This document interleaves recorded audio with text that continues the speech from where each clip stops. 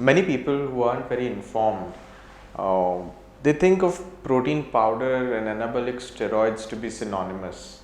They use it interchangeably, and they question the use of both these substances. Now, I would like you to elaborate and explain the difference between the two, and when and how should they be consumed, if they should be consumed.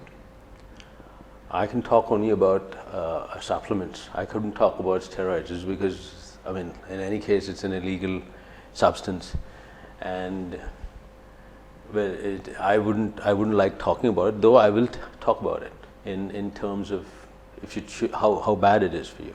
Right. Well, when it comes to supplementation, many people mistake them for a steroid, which isn't a fact. I mean, a health food supplement, as it says, it's a health food supplement. It has an expiration date. It is food in a compound form. So the basic idea of a health food supplement is to provide you the extra food calories that you would have a hard time sourcing from food to meet your calorie day for your day. So in many cases, people usually depend on these things, which is again not the right way to go about it, just because it's a substitute to the food that you are already been eating. So you need to have a proper, well-balanced diet, nutritional plan, and along with that, in sync with it, you need to have a health food supplement, whatever, a whey protein or soya protein, whatever it is. You could have it as in a shake form. You could even have it in your food, in pudding form or stuff like that. When it comes to steroid, it's a whole different ball game. It's because a steroid is a banned substance. Of course, many people use it as an athlete use it only to enhance their performance, and they're forced to is because they are professionally competing. Right. But if you're just another young lad who just wants to get into shape and stuff, I wouldn't ever advise you to go on that route. Right. Just because it always has its effects at one time. Right. And it's no point investing your money and your life onto something that's going to give you that short burst of performance and get you somewhere and eventually mess up your life. So a steroid is a no-go for me, and I wouldn't advise that. A health food supplement, yes, consuming it in the right way, in the right proportion, not on a regular basis, doesn't necessarily need to be done every day. You could probably do it on cycles. You could do it in different ways. There are many ways of doing it. Right. Since you mentioned about the health hazards that are brought about by steroids, if you could elaborate a bit more on the kinds of hazards on steroids that they bring about. So yeah, steroid one. It's a chemical. It was designed basically in the medical industry to help with injured patients and people who recover, and that too for a short span of time. A steroid could mess you up completely. It could destroy your liver. It could destroy your kidneys. It could, the smallest things that it starts off with is basically acne. You start seeing, pimples and stuff on your face. Ladies do it too. I've been seeing it in the industry, and their voice changes. They have facial hair. It also alters your way of thinking. You become a little more aggressive. It's something that is basically not designed on the health end of it. I should put it down in a simple way. It is designed to get you from A to B in a fast way, but I don't think it's worth the risk. Right. People are just misusing. It is absolutely misused. It's absolutely misused. Yeah. Now that since you mentioned about proteins, you mentioned about whey proteins, soy proteins. Even we come across, we're told, we should consume protein powders to meet our daily protein, to come up with the deficit. So, would you elaborate more on the types of proteins powder that are there, like the soy protein, the whey protein? Yes. What others? See, the most common one of them all is whey protein. Okay, and whey protein is sourced out of milk. Okay, you have three types of whey. You have a blend, you have a concentrate, and an isolate.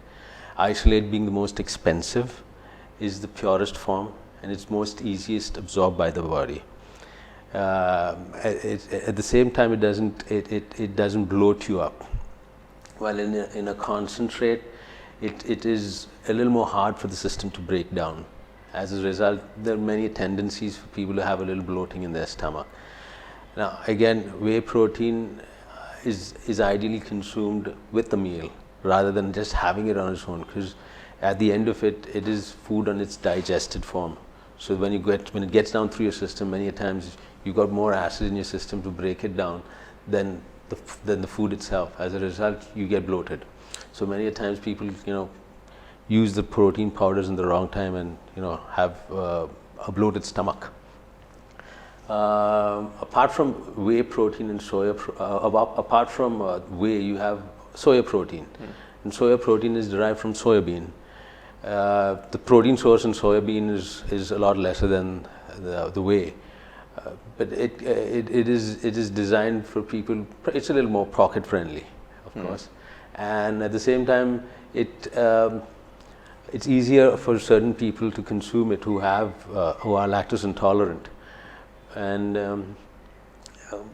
again, you can't basically depend on a protein powder to get you going without a proper nutritional plan. You need to eat a proper nutritional plan. Along with it, you need to substitute it with a protein powder. Right.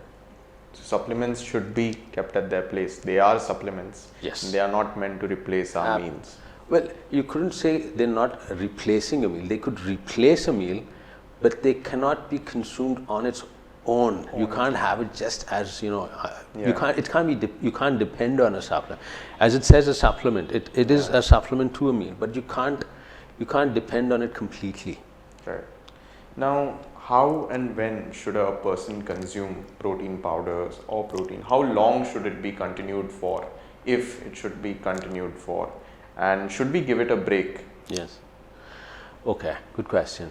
Now, a protein powder should be consumed in a way where you balance your daily requirements, considering the fact that, say for example, you want to gain weight, okay, and you're on a 2,000 first of all, you need to know how many calories you're consuming in a day.